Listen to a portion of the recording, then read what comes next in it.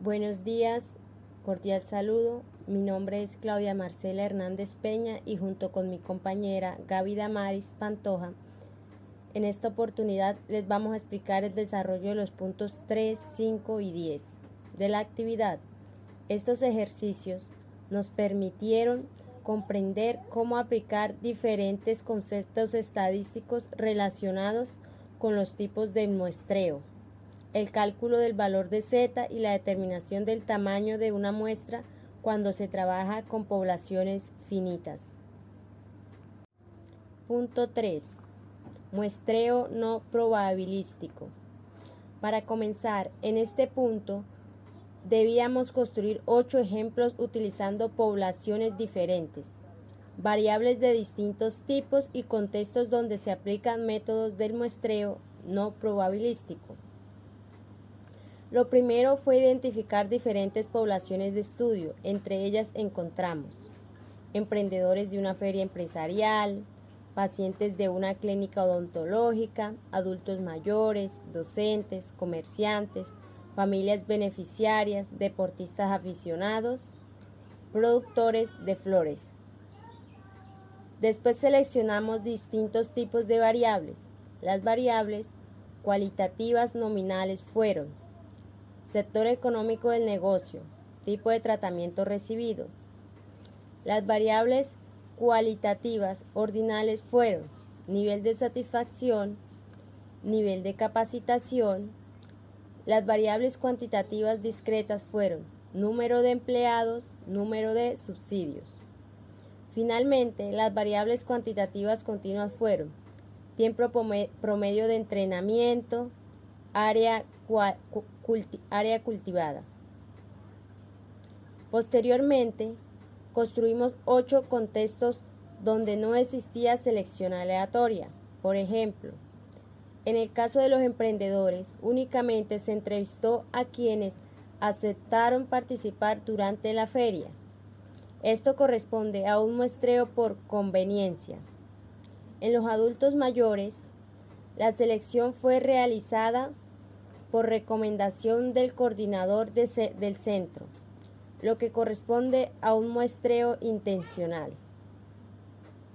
En las familias beneficiarias se utilizó el método de bola de nieve, donde un participante recomienda a otro.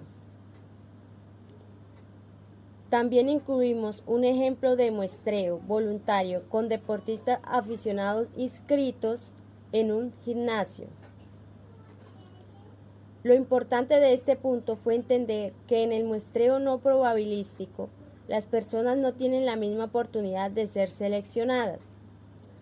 La elección depende del investigador, del acceso a la población o de la disponibilidad de los participantes. Esto hace que sea un método más rápido y económico, pero también aumenta la posibilidad de sesgo y limita la posibilidad de generalizar los resultados a toda la población. Finalmente, explicamos cómo se observa cada variable en la práctica. Por ejemplo, mediante entrevistas, historias clínicas, encuestas, registros administrativos, mediciones del terreno. Esto demuestra que la forma de medir una variable dependiente del tipo de información que se desea obtener. Punto 5.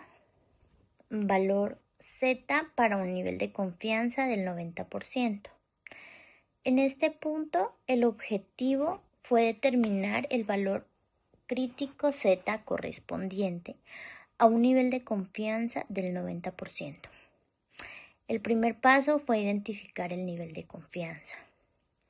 En este caso, era el 90%, lo que significa que el 90% de los datos queda dentro del intervalo de confianza. Luego, por otro lado, calculamos el nivel de significancia. Este se obtiene restando el nivel de confianza al 100% y el resultado fue un 10%.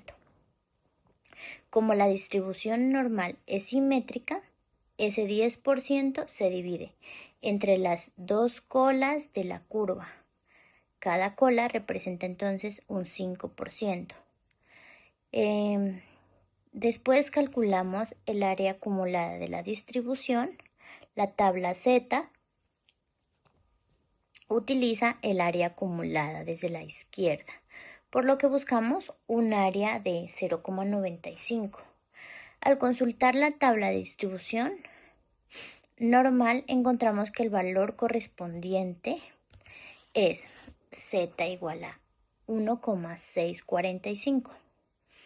Este valor indica que el 90% de los datos se encuentran entre menos 1,645 y más 1,645.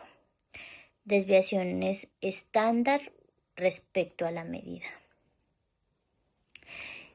También presentamos una gráfica de la distribución normal, donde se observa claramente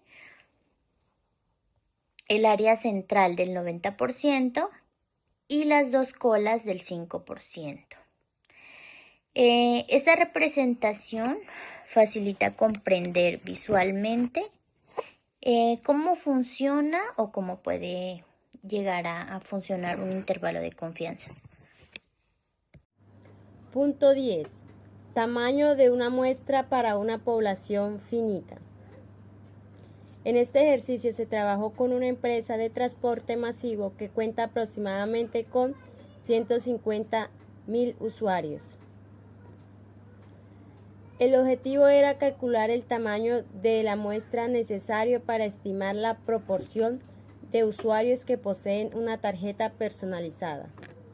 Los datos fueron: población de 150.000 usuarios, proporción esperada de 72%, nivel de confianza de 94%, valor Z igual a 1,88, margen de error de 4%. Como conocemos el tamaño de la población, utilizamos la fórmula para poblaciones finitas. Después sustituimos todos los datos en la fórmula. Realizamos el cálculo del numerador y posteriormente del denominador. Finalmente obtuvimos un tamaño de muestra de 445 usuarios. Esto significa que no era necesario encuestar a los 150.000 usuarios. Con una muestra de 445 personas, era posible obtener resultados confiables respetando el nivel de confianza y el margen de error establecidos. En la segunda parte del ejercicio, respondimos por qué es importante calcular el tamaño de la muestra. La principal razón es que estudiar toda la población requiere mucho tiempo, dinero y recursos. Una muestra correcta calculada permite ahorrar recursos sin perder confiabilidad en los resultados. Por eso, el cálculo del tamaño de la muestra es una etapa fundamental en cualquier investigación estadística.